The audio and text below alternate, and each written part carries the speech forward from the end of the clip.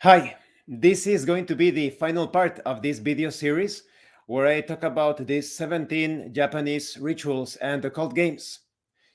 I was going to produce another video today, but because today we're going to be playing the next part in the Dark and Terrible campaign, I will only upload this one, and then around 8 p.m. Central Standard Time, I am going to be uploading the next part in that campaign. As always, I apologize if the video gets slightly stuttery or choppy when I pause and unpause the video. Mm, if you want to see the other parts, please check out the playlist in the description below. And if you don't think these things are real, just consider them fantasy fiction inspiration to use in your own tabletop RPGs or anything anywhere else. Let's continue. Let's get started, rather.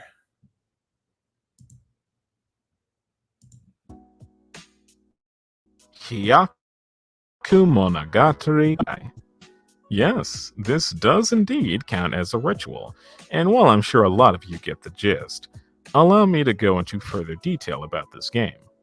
Known as the Gathering of 100 Supernatural Tales, this game, which has records of it as far back as the 1660s, with some historians believing it to be even older than that, was said to be a parlor game for samurai to test their courage and resolve in the face of unknown danger. As a result of this game's origins being rooted in Japanese history for so long, there are two different versions of this game, the original version and the modern version. The original goes as such. On the night of a new moon, a time believed to have tons of spiritual activity, prepare 3. When it comes to the new moon and the full moon, those are the most powerful times. If you are looking for some sort of manifestation, for example, many paranormal investigators would have better results if they were to investigate those sites that are supposedly haunted, if they investigate those places around 3 a.m. for the reasons mentioned in my previous videos, the power of the number 3. And if they would carry out those investigations during the new moon and the full moon, there is a higher chance of paranormal activity. The new moon is like a door has been opened, and the full moon is when pretty much there is a lot of activity around that portal, so to speak. So those are the best times to experience some sort of paranormal phenomena. Okay, let's move on. 3 rooms, or 2 if 3 is not manageable, that are adjacent to one another. Put away any and all weapons. Turn off all the lights in each of the rooms. Put away any and all weapons. This has to do with what I have mentioned in a previous part. A lot of entities, not all of them, but a lot of them are affected by metal weapons. Specifically, wooden weapons, it depends. It depends on the tree. Pretty much any thorny tree is perfect to affect those beings. You could use it as a sort of, let's say, a branch or a stick from a thorny tree can be used as a weapon. But when it comes to metal weapons that are pointy and sharp, especially pointy, they can be used to protect yourself, especially if they are made out of silver. But like I said, there are some cases where some entities are not affected by this. Most demons are affected by metal weapons, but beings of the Fey realm, such as the Red Caps, they are immune to them. You need to employ spells, or rather branches of thorny trees against them. Otherwise, you're going to be in trouble. But of course, if you have developed your own psychic potential and you can manipulate your etheric body, astral body, in a sense, you also have a good chance against them. But in general, it's better to be on friendly terms with those beings. I've actually encountered some friendly creatures that were supposedly hostile, but they were friendly.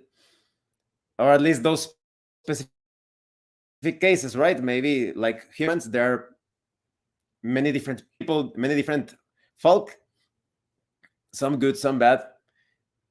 Although there are some guidelines, like most demons are evil. A lot of angels, if not good, they are orderly. They could be considered benign, or they could work with you as long as you are searching for some sort of harmony. I think it is pretty safe to work with angels. And in the worst of cases, in the majority of cases, they won't pay attention to you. That is, you need to raise your vibration to a great orderly level or tier in order to communicate with angels. If you cannot achieve that, they simply won't hear you, they won't notice you. Unlike demons, when you try to contact demons, they are always there ready to listen to you, to call to your summons, because they want to cause havoc. It's in their chaotic nature, and oftentimes in their evil nature. There is a joke in occult circles that you are calling upon this being, and suddenly a demon appears. Maybe you are calling upon, I'm going to make up something like Joffrey, no? Right? Joffrey, and you try to summon Joffrey. But then a demon appears and says, hey, my name is not Joffrey. Well, you see, that's quite silly. Why would it appear if his name is not Joffrey? He's just trying to uh, make his way into your plane to cause havoc. Okay, let's continue. And have 100 Ondan, a traditional lantern from Japan, in the third room or second if again 3 is not possible. It's important to note that the Ondan must have blue paper to elicit a blue light. 100, that sounds a bit expensive, don't you think? Okay. Blue light. Well, let's get more details about this, because I'm curious about the blue color. All players should also be wearing blue of some kind. And finally, a mirror should also be present in the room. Blue is usually employed in rituals of, well, if it's not related to the element of water, it is oftentimes related to operations of Jupiter, the power of Jupiter. This is to obtain riches, wealth, opulence, honor, privileges, anything related to like rulers and people of high status. So it's very interesting that they use the color blue here. Let's see. With all the Ondan. Step 1. Gather around in a circle in the first room and begin telling stories to each other. Step 2. After telling your story, you must get up and walk over to the room that has all the Ondan in it. Extinguish one and now stare at yourself in the mirror for a moment. Step 3. Return to the group, who, by the way, can continue telling stories while someone is off putting out an Ondan, and this is to repeat until 99 Ondan are extinguished. And you hit. I am curious about looking at yourself in the mirror. You tell this scary story, you uh, put out the light, you look at yourself in the mirror. Mirrors are usually employed as portals. For example, in the case of Bloody Mary, that's a dangerous ritual as well. There is actually one idiotic YouTuber in the Spanish, rather in the Spanish videos. That is, he's not from Spain, but in the Spanish videos of YouTube, there is this. What a disgusting YouTuber! But he's one of the most popular ones because he belongs to, in science fiction, he belongs to the Freemasons, Illuminati. So his content is obviously going to be promoted. If he, let's say, enjoys the company of younger people, if you get what I am saying, one of the most disgusting YouTubers. Okay, I'm not even going to give him publicity, but he, in one time, you know how these sort of YouTubers do very stupid things. He actually did the Bloody Mary ritual in live. Well, I remember if it was live or he recorded the thing, and he did it, and he was like, "Well, nothing happened, right?" And shortly, like a few days after that, he got really sick, extremely sick. He couldn't even get out of bed. And so it's obvious this entity that at least answered the call under the name of Bloody Mary obviously drained the energy of this YouTuber, and he got really sick because of that, because you need good levels of energy to protect yourself from disease as well, a spiritual energy. And to think, now that I think about it, it was After that time, where he started to experience his downfall, he is still quite popular, but many things have been exposed about him. So you could say that the curse fell upon him for playing that game, that ritual. So when it comes to looking at the mirror here, maybe it's in order to contact those entities, as if you're looking through a mirror and telling them, hey, I am here, after doing the ritual process, right, of telling the scary story, putting up the candle, looking at the mirror with that intention in order to achieve something. Let's move on. Hear that and go, wait, 99? I thought you were supposed to tell 100 stories. And that's the funny part. See, as mentioned before, this was just supposed to be a test of courage, so often these games would end on the 99th story, and the group would merely partake in small talk until the sun rises. While some groups did this out of fear of not wanting to be in total darkness after telling scary stories, which in those cases I would say they failed the test, others merely didn't want to risk the possibility of actually summoning any of the spirits they invoked over the course of the game. It's like that old saying, while there is a 1 in 6 chance of losing Russian roulette, you could just not play Russian roulette. Now, when it comes to these sorts of games, dangerous games, it's all about the combination of your intention with those external factors related to the materials that you are employing, the words that you are pronouncing, mentioning, chanting. It's a combination of all of that. So your intention is going to drive the process. In this case, they at a certain level, the people participating in these sort of games, they know that if they are doing it with the purpose, or rather, in this case, they call it a test of courage, but the process is quite elaborate for that. It is obvious that this is intended to summon some very dangerous powers. It's kind of like in that Lovecraftian story, do not call upon that which you cannot put down. So yes, it's rather silly to use these games as a sort of test of courage, because some of them could be quite suicidal, very dangerous, self-destructive games. Let's move on. the modern version of this game, as you'd reasonably assume, requires a bit less setup. All you and your friends will need is one room, 100 candles, and to wait until nightfall. When it comes to how expensive or how difficult a ritual is in its composition, that actually has the chance of adding greater power. Now, do not make the mistake to assume that everything needs to be super expensive and super difficult to find in order for a ritual to work.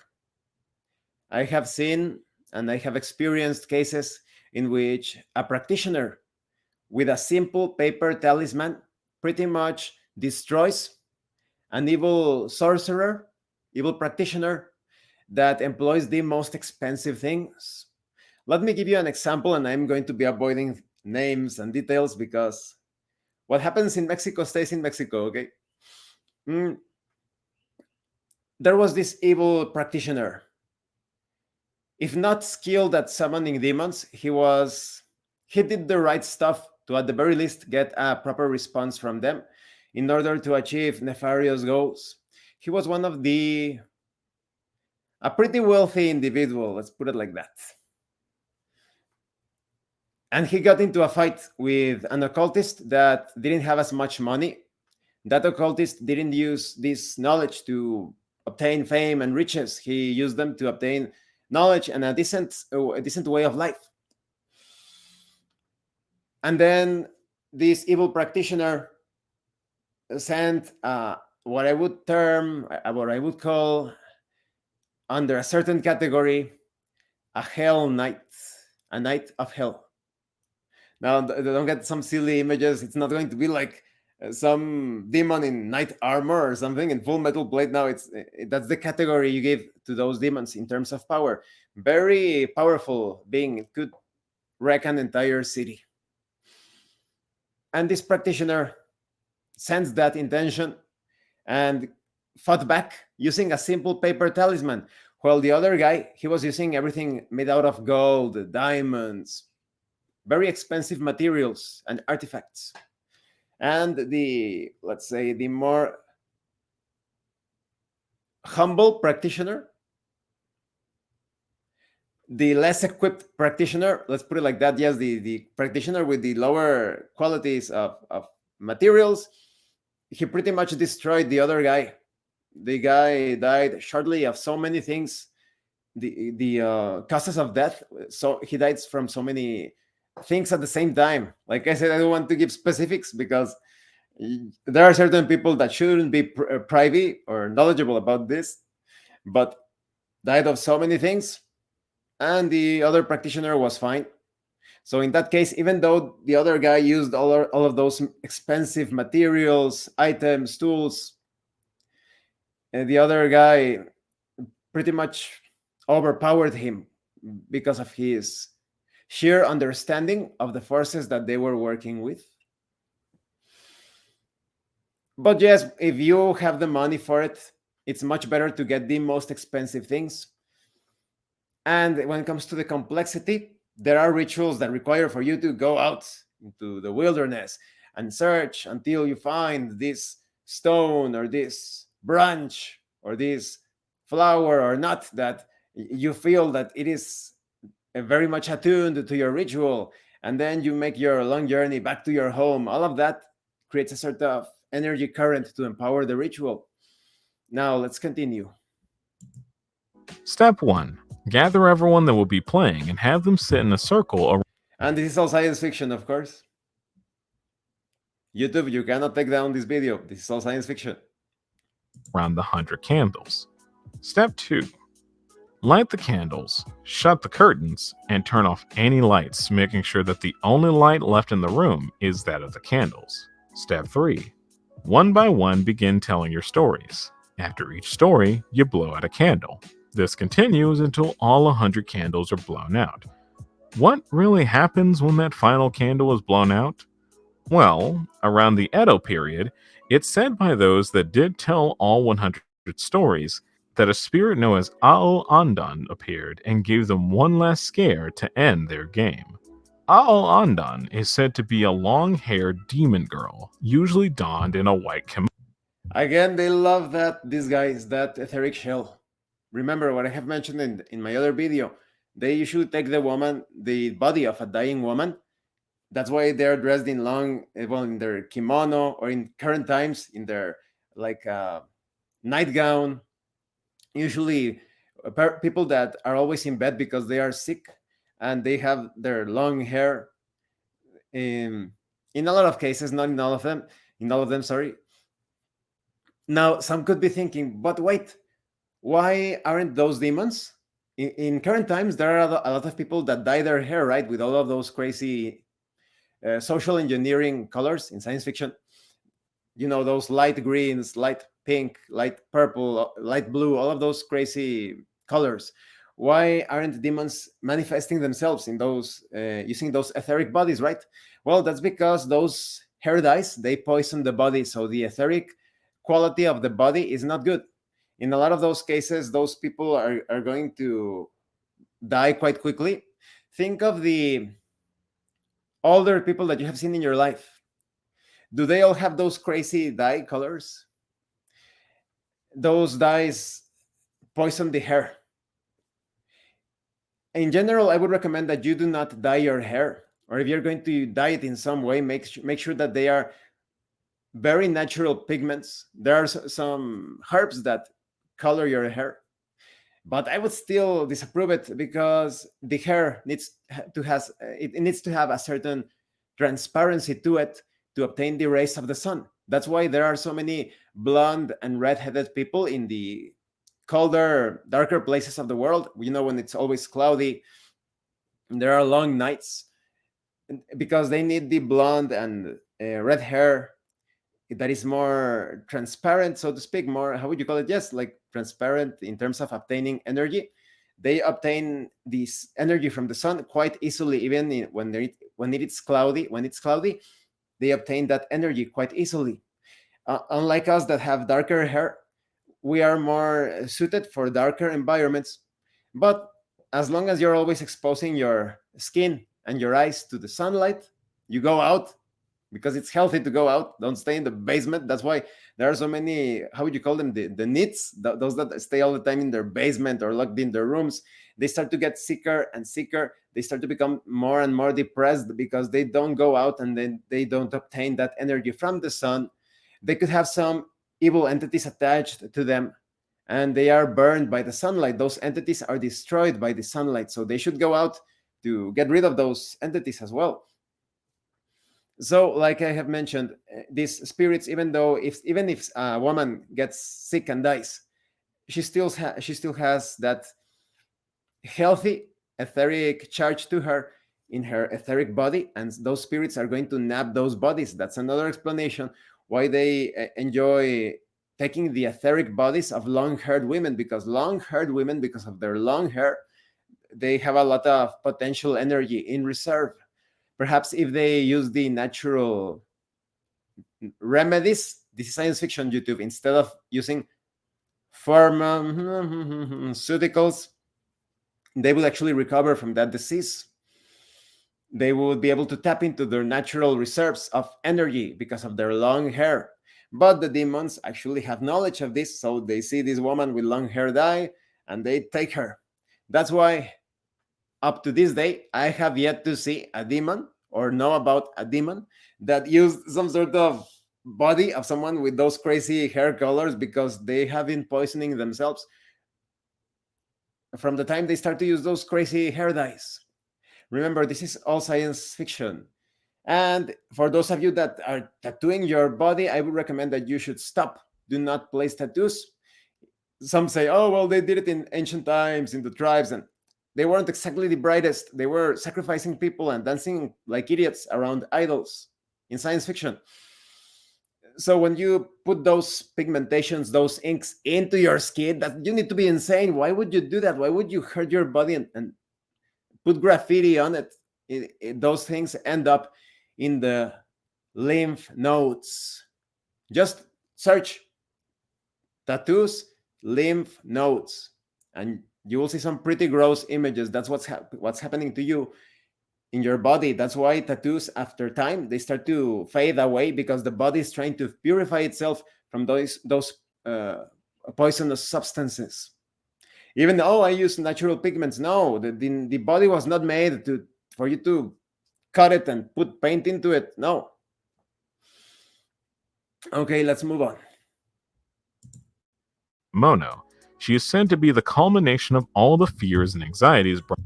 This entity was obviously empowered by the fear and the energy created during the telling of these 100 stories, or rather 99 stories in some cases. Oh, by the way, this applies as well to all of those piercings that they put into their nose, into their close to their eyes. Those metals, they are going to be poisoning the body little by little. Imagine those that put something in their tongue. The saliva has a bit of acidic quality to it. You're constantly, little by little, melting the metal, and you're swallowing all of that metal little by little through your saliva. You're poisoning your body. Personally, I don't think that the earrings in the lower lobe, I don't think that is dangerous personally. You should do your own research, of course, because it is so far away from places that are fragile, that serve as entryways to your body. They are not exactly inside of the ear. Unlike the nose, you are constantly breathing in and out. Who knows what you are breathing because of that metal? And you're damaging this area inside of the nose, the mucus, the membranes inside. They are there to trap contaminants, pollutants, pathogens. That's why when you breathe, even if the air around you is a bit contaminated, all of that gets trapped in the nose hairs and the snot. That's why it looks so yucky, because it's all of that thing that has been trapped before reaching the inside of your body. The same applies to your mouth. Don't put any sort of metal inside close to your lips or mouth. You're going to be swallowing that. In general, keep the area around your mouth clean. People have become so insane because of social engineering. This is science fiction, of course. This is all made to get people sick and to make them, in science fiction, to make them less attractive. Those of us that are not crazy, if I take a look at a woman and she has piercings like in their nose, their eyes, their mouth, the first thing that I think is yuck, disgusting. And so they keep people from reproducing because they want to keep, in science fiction, they want to keep them from reproducing. They want to control the population because they don't want the peasants to rebel against their masters. They want the peasants to be less, to better control them, to better fight them. Let's continue. Brought on by the game manifested into a spirit who is said to attack you. But what that attack is supposed to entail has never been said. It could be a simple spook, or maybe, having overheard all the stories of vengeful spirits and frightful hauntings, Ondan wants to give that a try herself. It's possible it's the same entity always, but it could also be that this is a particular name of a group of entities, like a club of demons, right? Like a group of demons. The ways of attack are various, from just appearing and killing someone from shock or fright or heart attack, or through bad luck, causing them to lose their jobs, their positions, getting them sick, getting them into accidents, all of that, getting them depressed. I am actually a bit unnerved as to how this YouTuber is constantly saying the names of these entities out loud. As I understand it, and you have seen it because of this video, he says that he is in depression, he is depressed. I wonder if some of these entities actually took advantage of him. Who knows? If I were to bring out these sorts of videos, that is, if I were that YouTuber, I wouldn't say those names out loud. I would rather display them on screen. That's it. Because, like I said, sound is one way in which you can communicate with other realms. The sound. That's why people, yes, they enjoy different sounds like music, the ASMR. ASMR sound. The sound is very powerful. It's magical. Sound is magical. Let's continue.